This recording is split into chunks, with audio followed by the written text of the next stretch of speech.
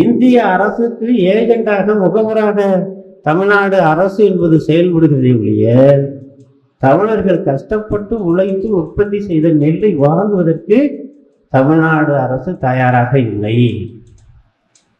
ஆந்திரா அரசுக்கும் ஹரியானா அரசுக்கும் பஞ்சாப் அரசுக்கும் தமிழ்நாட்டில் இடம் இருக்கிறது.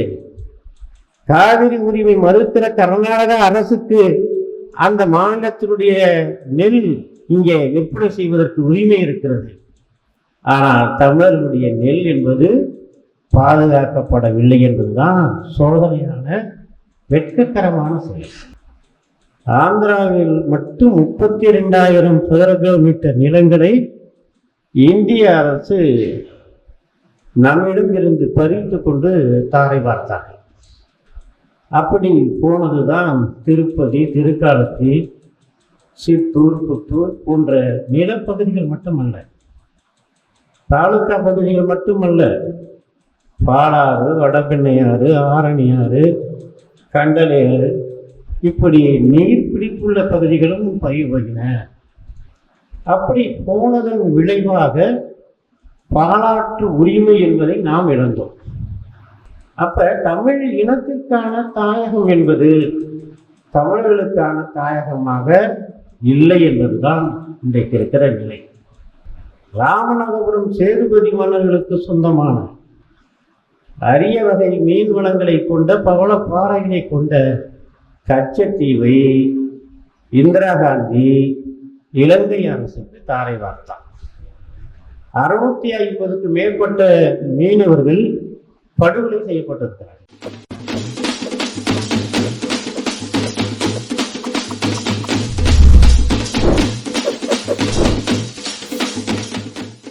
தமிழ்நாடு தமிழருக்கே என்று தீர்மானம் நிறைவேற்றப்பட்ட மண்ணில்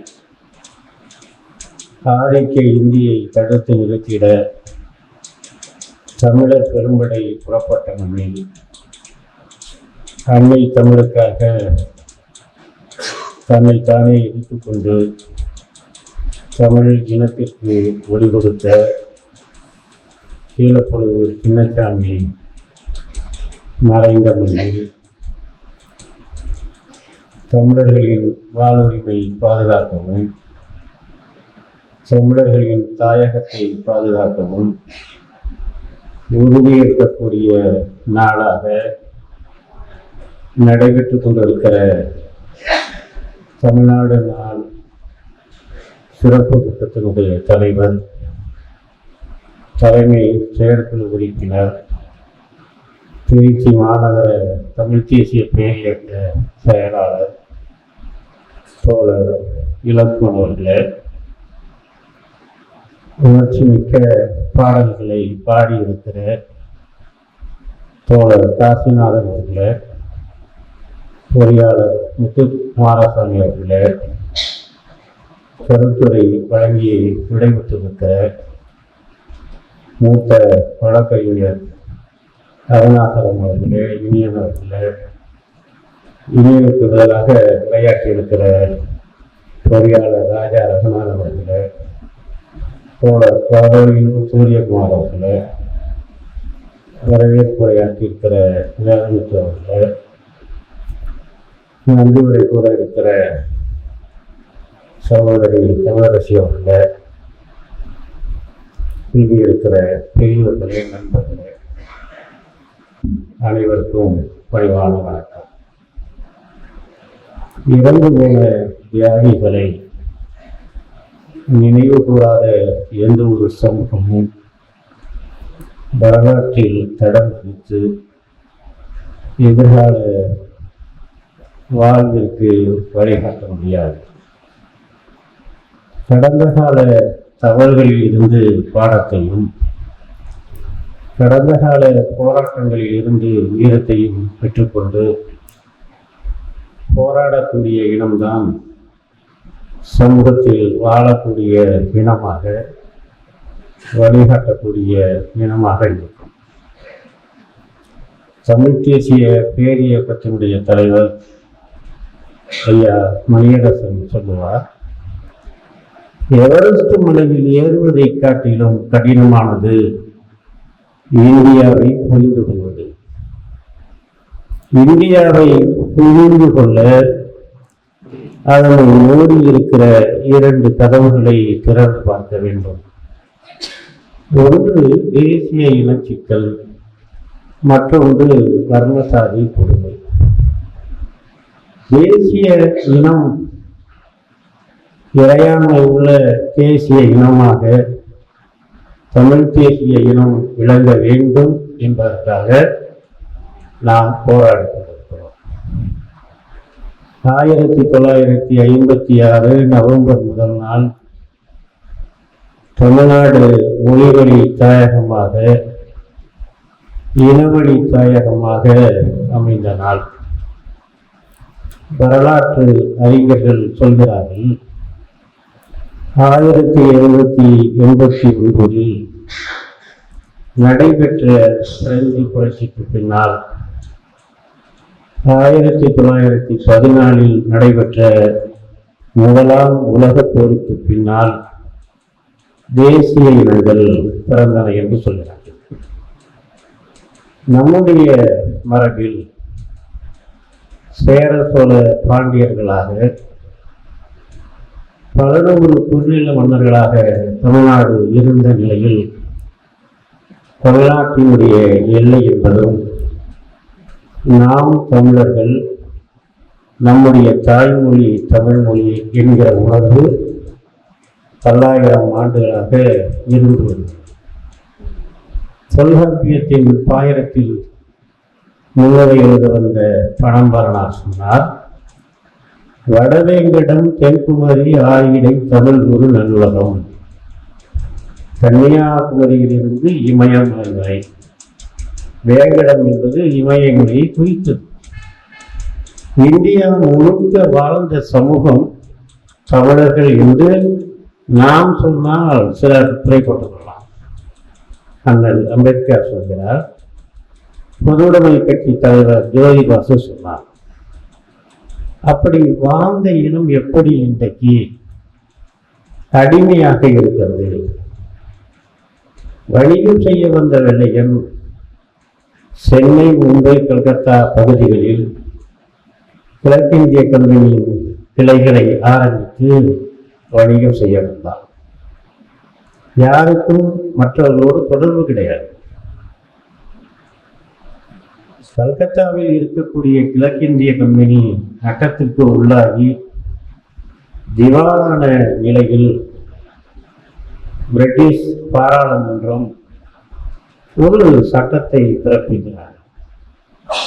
1773 பிறப்பிக்கப்பட்ட சட்டம்தான் ஒழுங்குமுறை சட்டம், ரெகுலேட்டிங் ஆக்ட் என்று சொல்லக்கூடியது. மற்றதெல்லாம் சீர்திருத்தம், நெடுமாலி சீர்திருத்தம், ஹசந்திர சீர்திருத்தம் என்று சொல்வார்கள். இந்த 1773 நிறைவேற்றப்பட்ட ஒழுங்குமுறை சட்டத்தின்படி கல்கத்தாவில் இருக்கக்கூடியவர் கவர்னர் ஜெனரல், மும்பையிலும் தமிழ்நாட்டிலும் இருக்கக்கூடியவர்கள் கவர்னர்கள். தங்களுடைய பிரச்சனைகளை கல்கத்தாவிடம் சொல்லி முறையிட்டு தீர்த்து கொள்ள வேண்டும் என்று விக்டோரியா மகாராணி அறிக்கை சொல்கிறது. 1905 ஒரு வலிமையான இன்றைக்கு இருக்கிற மத்திய அரசு உருவாக்கப்பட்டது. 1919 மாண்டே டிசன்ஸ் ஒரு சீர்திருத்தம் உருவாக்கியிருந்தால் மத்திய அரசு மாநில அரசு என்று சொல்லக்கூடிய இன்றைய நடைமுறை. மாநில அரசு என்பது சில சட்டங்களை நிறைவேற்றிக் கொள்ளலாம். அவை தீர்மானத்தை நிறைவேற்றி கவர்னருக்கு அனுப்பலாம், சிலவற்றிற்கு குடியரசுத் தலைவருக்கு அனுப்ப வேண்டும் என்ற அந்த முறை என்பது இன்றைக்கும் நீடித்துக் கொண்டிருக்கிறது. இந்த நிலையில் வெள்ளைக்கார இந்தியாவில் முதன்முறையாக மாநில உணர்வு என்பது உருவாக்கப்பட்டு 1936 ஏப்ரல் முதல் நாள் ஒரிசா என்று சொல்லக்கூடிய இன்றைக்கு ஒடிசா என்று சொல்லப்படுகிறது. ஒரிய மக்களுக்காக உருவாக்கப்பட்டது அந்த மாநிலம்தான். விடுதலை அடைந்த பிறகு 1947 ஆகஸ்ட் 15க்கு பிறகு ஆந்திராவில் பொட்டி ஸ்ரீராமுலு தெலுங்கர்களுக்கு தனி மாநிலம் வேண்டும் என்று பட்டினி போராட்டத்தை நடத்துகிறார். 1952 டிசம்பர் 15ஆம் நாள் பொட்டி ஸ்ரீராமுலு இறந்தவுடன் மிகப்பெரிய கலவரம் உருவாகி அதற்கு பிறகு நேரு உருவாக்கியதுதான் ஆந்திர மாநிலம். 1953 அக்டோபர் 1 அதற்கு பிறகு பசலடி குழு அமைக்கப்பட்டு தமிழ்நாடு, கேரளா, ஆந்திரா போன்ற பல்வேறு மாநிலங்கள் உருவாக்கப்பட்டன. அப்படி உருவான போது நாம் எவ்வளவு நிலங்களை இழந்திருக்கிறோம், அதனால் வரக்கூடிய பிரச்சனைகள் என்ன என்பதுதான் இன்றைக்கு மிக முக்கியமான ஒன்று. ஆந்திரா, கேரளா, கர்நாடக அரசுகளிடம் 72,000 சதுர கிலோமீட்டர் நிலங்களை நாம் இழந்திருக்கிறோம். ஆந்திராவில் மட்டும் 32,000 சதுர கிலோமீட்டர் நிலங்களை இந்திய அரசு நம்மிடம் இருந்து பறித்து கொண்டு தாரை பார்த்தார்கள்.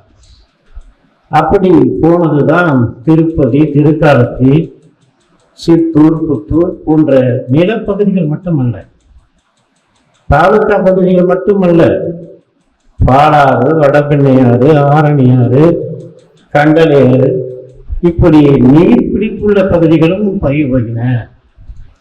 அப்படி போனதன் விளைவாக பாலாற்று உரிமை என்பதை நாம் இழந்தோம். அதே போல கர்நாடக அரசிடம் கோலார் தங்கவயல் பகுதி, செங்கோட்டை வனப்பகுதி, பெங்களூரு நகரப்பகுதி எல்லாவற்றையும் இழந்தோம். அது மட்டும் இல்லாமல் இன்றைக்கு எழுப்பப்பட்டிருக்கிற காவிரி சிக்கல், ஒகேனக்கல் கூட்டு குடிநீர் திட்டம், மேகேதாட்டு திட்டம் எல்லாம் உருவாவதற்கு அடிப்படையான காரணம். கேரளாவிடம் நாம் பல பகுதிகளை இழந்திருக்கிறோம்.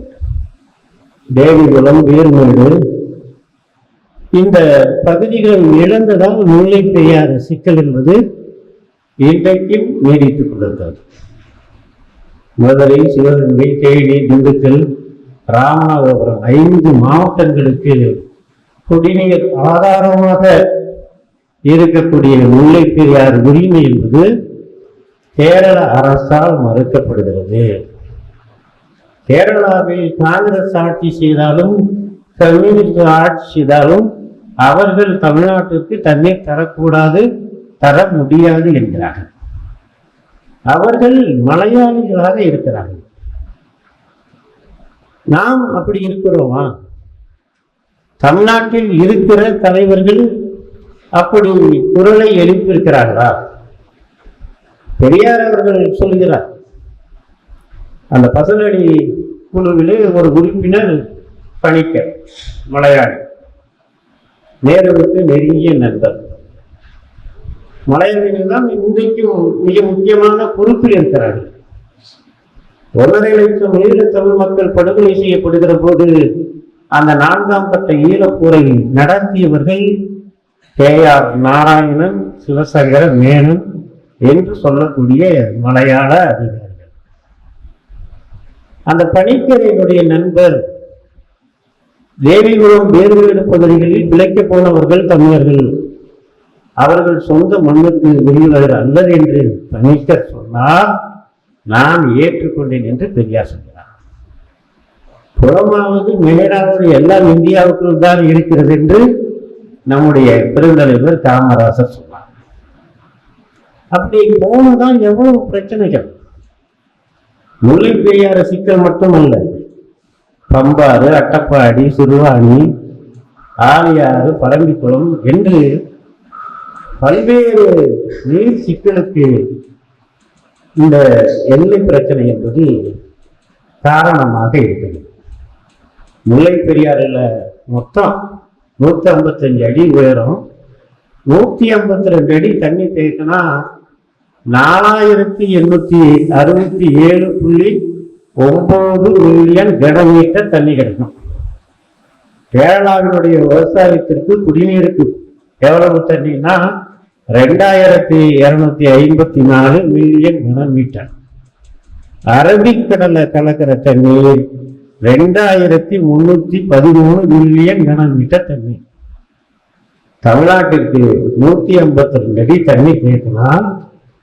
கேரள அரசாங்கம் தர வேண்டிய தண்ணீர் 126 மில்லியன் கனமீட்டர். அரபிக்கடலை கலக்கிற தண்ணியில 18.34 விழுக்காடு கொடுத்தா 5 மாவட்டத்துக்கு குடிநீருக்கு வேளாண்மை தொழிலுக்கு உத்தரவாதம் என்பது இருக்கும். ஒரு புள்ளி சொல்றாங்க 152 அடி ஓன போது கேட்கப்பட்ட போது 72 லட்சம் ஏக்கர் நிலம் பாசன பரப்பாக இருந்தது. தண்ணி குறைய குறைய 38,000 ஏக்கர் என்பது தரிசாக போய்விட்டது. 2 போக சாகுபடி நடந்த பகுதிகளில் போர் போட்டு கிடைக்கிற தண்ணினால 86,000 ஏக்கர் தான் பாசன பரப்பாக இருக்கு. அப்ப மற்றதெல்லாம் தரிசாக இருக்கிறது என்று பொருள். இந்த அவலத்திற்கு யார் காரணம்? அரசியல் தலைவர்கள் இல்லையா? பிரச்சனை 1956 முடிவடைந்து விடவில்லை. 1974 தமிழர்களுக்கு சொந்தமான ராமநாதபுரம் சேதுபதி மன்னர்களுக்கு சொந்தமான அரிய வகை மீன் வளங்களை கொண்ட பவள பாறைகளை கொண்ட கச்சத்தீவை இந்திரா காந்தி இலங்கை அரசுக்கு தாரை வார்த்தார். 650க்கு மேற்பட்ட மீனவர்கள் படுகொலை செய்யப்பட்டிருக்கிறார்கள். இந்த படுகொலை தடுத்து நிறுத்தப்பட்டிருக்கிறதா? நினைச்சு பாருங்க. நீங்க தமிழ் இனத்தினுடைய வழிபாட்டு தெய்வம் கண்ணகி. அந்த கண்ணகி கோவில போய் நம்ம வழிபட முடியல. சித்திரை பௌர்ணமி அன்று கேரள அரசு அனுமதித்தால் நான் போய் சாமி மூலம் பொங்கல் வைக்கலாம். தமிழ்நாட்டில் இருந்து அந்த கண்ணகி கோவிலுக்கு போறதுக்கு பாதை இருக்கா? பாதை இந்த அரசாங்கம் உருவாக்கி கொடுத்ததா? இப்படி விடுதலைக்கு பிறகும் கூட ஒளிவழி தாயகம் அமைந்த பிறகும் கூட நாம் பல்வேறு பகுதிகளை இழந்து கொண்டிருக்கிற நிலையில்தான் வெளியாருடைய ஆதிக்கத்தை பற்றி நாம் பேச வேண்டிய நிலை. ஒவ்வொரு இனத்திற்கும் ஒவ்வொரு தாயகம் உண்டு. தமிழ்நாட்டில் இந்திக்காரர்கள் வடக்கூறிய காரணத்தால் தமிழ்நாடு என்பது இந்தி பேசக்கூடிய இன்னொரு மாநிலமாக மாறிவிடக்கூடிய அபாயம் நிகழ்ந்து கொண்டிருக்கிறது. தொழில், வணிகம் எல்லாவற்றிலும் பிறமொழியினர் இருக்கிறார்கள். நகை தொழிலா ஆலோகாசு இருக்கிறது, கல்யாண ஜுவல்லரி இருக்கிறது, அதே போல முத்தூட் ஃபைனான்ஸ் இருக்கிறது. இப்படி மலையாள முற்றுகைக்கு உள்ளாகி இருக்கிறது. நகை தொழிலில் வங்காளிகளுடைய எண்ணிக்கை என்பது அதிகமாக மாறிக்கொண்டிருக்கிறது. மிட்டாய் கடை வைப்பதற்கும் வட்டி தொழில் செய்வதற்கும் வந்த மார்வாடி குஜராத்தி சேட்டுகள் இன்றைக்கு ஆளும் வர்க்கமாக மாறிக்கொண்டிருக்கிறார்கள். இன்னைக்கு நாற்று நடுவதற்கு கூட வடநாட்டவர்கள் வரக்கூடிய நிலை என்று சொன்னால் என்ன நடந்து கொண்டிருக்கிறது? வரும்போது குறைச்ச சம்பளம் கேட்பான். அவன் தன்னுடைய ஆதிக்கத்தை நிலைநிறுத்திக் கொண்ட பின் அவன் சொல்வதுதான் சட்டமாகும். பேராபத்து நடக்குது. திருப்பூர்ல, ஓசூர்ல என்ன பண்ணாங்க? காவல்துறையை திருப்பி தாக்குகிறார். திருட்டு, பாலியல் குற்றங்கள் பெருகிக் கொண்டிருக்கிறது. தமிழ்நாடு என்பது எங்களுக்கு சொத்து பூமி என்று சொல்கிறார். பார்த்தீங்கல்ல, தமிழ்நாட்டு முதலமைச்சர் கொடுக்கிற ஒப்புதல் வாக்குமூலம். அப்ப தமிழ் இனத்திற்கான தாயகம் என்பது தமிழர்களுக்கான தாயகமாக இல்லை என்பதுதான் இன்றைக்கு இருக்கிற நிலை. எனவேதான் இந்திய அரசு நிறுவனங்களில் 90 விழுக்காடு வேலைவாய்ப்பு என்பது மண்ணின் மக்களாகிய தமிழர்களுக்கு கொடுக்க வேண்டும். எல்லா மாநிலத்திலையும் அப்படி சட்டம் இருக்கு. நம்ம நாட்டில் இருக்கிறதான் கேள்வி. அப்படி இல்லாத நிலையில்தான் இந்த தாயகத்தை பாதுகாக்கக்கூடிய போராட்ட பணிகளை நாம் செய்து கொள்ளும். தமிழ்நாட்டில் திராவிட மாடல் அரசு என்ன பண்ணுது? வந்து உடம்புக்கு கேடு அப்படின்னு பாட்டில் எழுதி வச்சுட்டு 970 கோடி ரூபாய்க்கு சாராயம் விற்குது. அரசு வந்து நெல்லை கொள்முதல் பண்றதுக்கு காசு கிடையாது. கொள்முதல் நிலையங்களில் சாக்கு வாங்குவதற்கு படுதா வாங்குவதற்கு பணம் கிடையாது. அதற்கு இலக்கு கிடையாது. இந்திய அரசுக்கு ஏஜெண்டாக முகவராக தமிழ்நாடு அரசு என்பது செயல்படுகிறதே, தமிழர்கள் கஷ்டப்பட்டு உழைத்து உற்பத்தி செய்த நெல்லை வாங்குவதற்கு தமிழ்நாடு அரசு தயாராக இல்லை. ஆந்திரா அரசுக்கும் ஹரியானா அரசுக்கும் பஞ்சாப் அரசுக்கும் தமிழ்நாட்டில் இடம் இருக்கிறது. காவிரி உரிமை மறுக்கிற கர்நாடக அரசுக்கு அந்த மாநிலத்தினுடைய நெல் இங்கே விற்பனை செய்வதற்கு உரிமை இருக்கிறது. ஆனால் தமிழர்களுடைய நெல் என்பது பாதுகாக்கப்படவில்லை என்பதுதான் சோதனையான வெட்கக்கரமான செயல். இந்த ஸ்டாலின் என்ன பண்றாரு? திராவிட மாடல் சாதனையாளர் வைகோ மதுவிலக்கு நடைபயணத்தை இதே திருச்சியில் தான் புறப்படுறாரு. மு.க. ஸ்டாலின் தொடங்கி வைக்கிறார். சாத்தான் வேதமோதல் என்று சொல்வார்களே, இப்படித்தான் இருக்கு. ஒருத்தன் மருத்துவத்தில் போனான், தொடர்ந்து சரக்கு அடிச்சு எனக்கு கையெல்லாம் ஆடுது, அதை நீங்க சரி பண்ணணும் அப்படின்னு கேட்ட போது மருத்துவர் சொன்னாராம், என்கிட்ட வந்துட்டீங்க, இனிமேல் குடி பழக்கமே வராத அளவுக்கு உங்களை நான் குணப்படுத்திடுறேன் அப்படின்னு சொன்ன உடனே அவன் சொன்னானா, குடி பழக்கத்தெல்லாம் நீங்க நிப்பாட்ட வேண்டாம், சரக்கை ஊத்துனா கை நடுங்கி கீழே செஞ்சிருது, கை நடுக்கத்தை மட்டும் நிப்பாட்டிருக்கேன்னு சொன்னான். அப்படிதான் தமிழ்நாடு அரசு என்பது இருக்கு. இங்க நையாண்டி நாயகர் துரைமுருகன் பத்தி ராஜாராயனார் சொன்னார். அவர் என்ன சொன்னாரு? எனக்கு ராஜேந்திர சோழனுடைய பாடலத்தோட முத்துக்குமார சாமி பாடும்போது அப்படியே மயக்காமலாம் சிலிர்க்குது.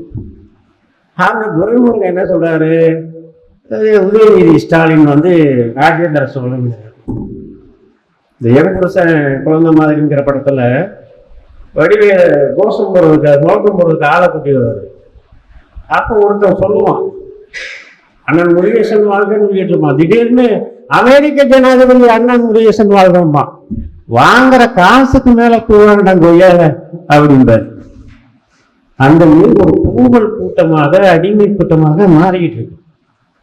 எனவேதான் இந்த வெளியாருடைய எண்ணிக்கையை தடுக்க வேண்டும் என்பதற்காக அவர்களுக்கு இந்த எஸ்ஐஆர் சொல்றா இல்லையா, ஸ்பெஷல் இன்டிகேஷன் ரிவிஷன்ங்கிறது, அதை தடை பண்ணணும், வாக்குறுதியும் அடையாளத்தை தரக்கூடாதுன்னு சென்னை தலைமைச் செயலகத்தில் இருக்கிற தேர்தல் ஆணையத்திற்கு முன்பாக வருகிற டிசம்பர் 16ஆம் நாள் தமிழ் தேசிய பேரியக்கம் போராட்டத்தை அறிவித்திருக்கிறது. நீங்கள் எல்லாம் கலந்து கொள்ள வேண்டும். நம்ம குடிக்கிற தண்ணியை தாண்டி அந்த தண்ணிக்கு இன்னைக்கு பெரிய பிரச்சனை வந்திருக்கு. மேற்கேற்காட்டில் வியாழக்கிழமை கவாய் தலைமையில அமைக்கப்பட்ட குழு என்பது ஒரு தீர்ப்பை சொல்லியிருக்கு.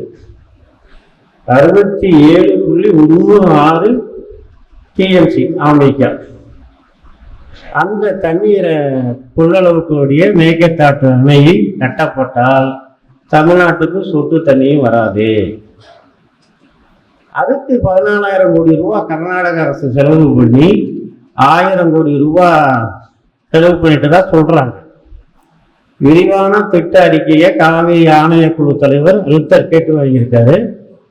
அதை செயல்படுத்தக்கூடாதுன்னு 2018 எடப்பாடி அவர்கள் முதலமைச்சராக இருக்கும்போது வழக்கு போட்டாங்க.